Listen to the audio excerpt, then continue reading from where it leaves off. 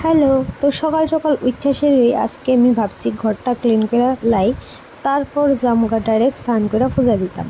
তো তার লেগে আগে ঘরটা গুছাইলামও, নাহলে সারাদিন আর টাইম পাইতাম না। তো তারপর পূজা টুজা দিয়ে আইসি, আর হ্যাঁ তো কান্না আমার কাছে এখন আইব। তো আমি লইয়া রাখছি, তারপরে আমার টিকা মানে আর জানা কেউ কাছে মানে হ্যাঁও ভালো লাগতেছে না, আর ঘুমায় বসছে। তো তার লেগে হ্যাঁ লইয়া সে আমি সারলাম, সিঁদুর টিঁদুর দিলাম, ঘুম পাড়াইলাম, দেন আমি গেলাম রান্নাঘরে।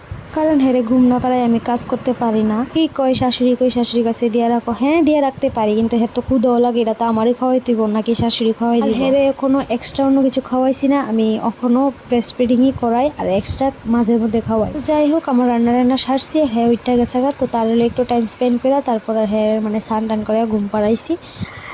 তারপর যাই আমি একটু ফ্রি হয়েছি। তো হ্যার লগে আমি একটু ঘুমাই উঠতেছি, নাহলে আর টাইম পেতাম না, বিকজ অনেক কাজ আছে। বিকালে জল আইলে জল ভরতে হবে, আমরা বাড়ির সাপ্লাই টাইমিংলেই জল আয়ে এমনিতে আসে আমরা সেলো, তারপরও আমরা সাপ্লাই ইউজ করি। আমরা জল নষ্ট করি না, যে জল এই জল ইউজ করি, মানে শুধু জলটারে ফালাই এত লাভ নাই, আইতাছে যেহেতু। তো তার লেগে এটারে আমরা রাখা দিই, আমরা এরই ব্যবহার করি বাড়ি ঘরের ভিতরে সব কিছুর ভিতরে। তো তারপর আমি সব কিছু জল টল বইরাইছিরা দেখতেছি যে বৃষ্টি বৃষ্টি ভাব, তারপর দৌড়াই গেলাম ঘরে।